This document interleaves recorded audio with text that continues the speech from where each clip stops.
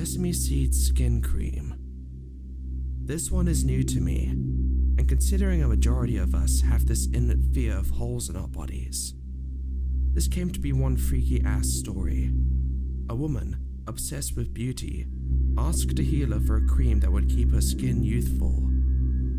The healer suggested that the woman try placing sesame seeds on her body and soaking herself in a bath.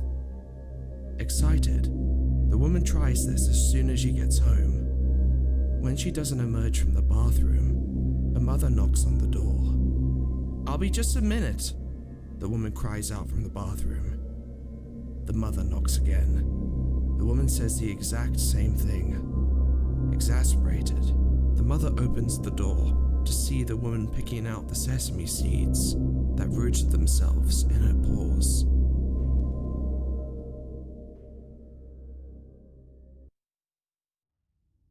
Red surgical mask.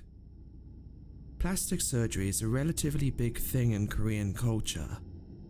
The pursuit of beauty and perfection is something that almost everyone in society aims for. The story goes like this. A man is sitting in an empty subway car when a tall, thin woman walks in and sits in front of him. Her hair is dark and long.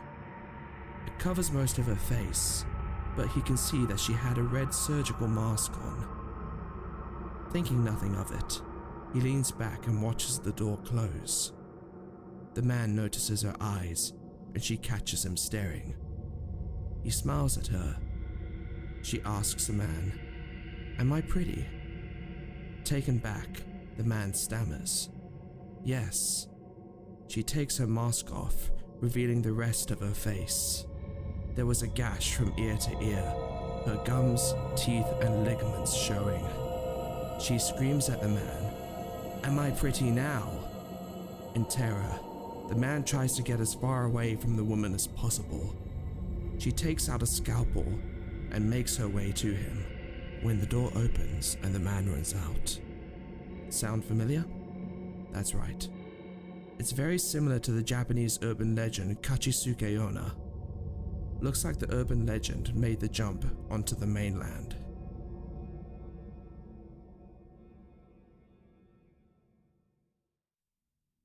The Virgin Ghost.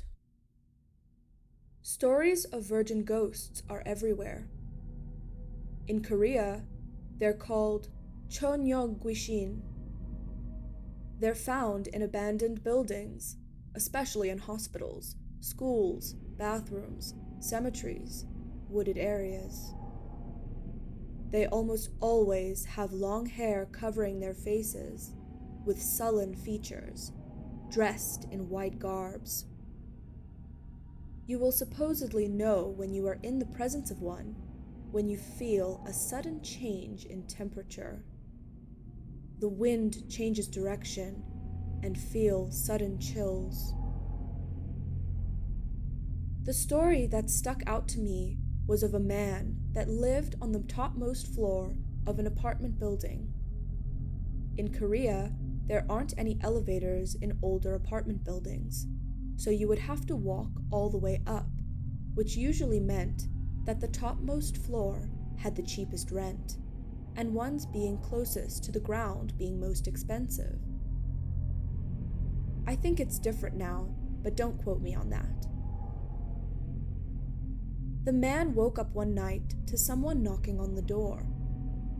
He asked who it was, and a voice said that he should close his eyes and count to 100 and not make a sound, or else he would die.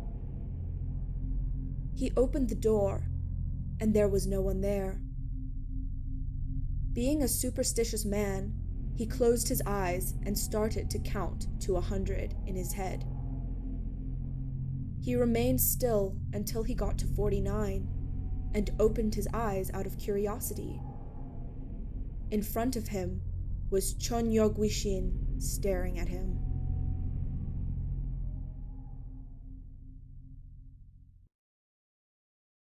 The Haunted Bathroom. For some reason, Koreans have a lot of stories about haunted schools, especially haunted school bathrooms. Older Korean schools are definitely eerie. Long hallways with dark stairwells, oftentimes lit half-heartedly with sterile fluorescent lights. Then we come to the bathroom. They are most likely decrepit, old, and dark. One of the stalls, towards the back, is where a girl killed herself and now haunts it. Girls whisper that the toilet flushes itself and that the door shuts itself with no wind. Someone says that if you're alone in the bathroom, you can hear her crying. Someone says that she watches them from the mirror. Another legend talks of a ghost that emerges from the toilet and asks you if you will use red or blue toilet paper. If you choose red, the ghost will cut you open. If you choose blue, the ghost will suffocate you.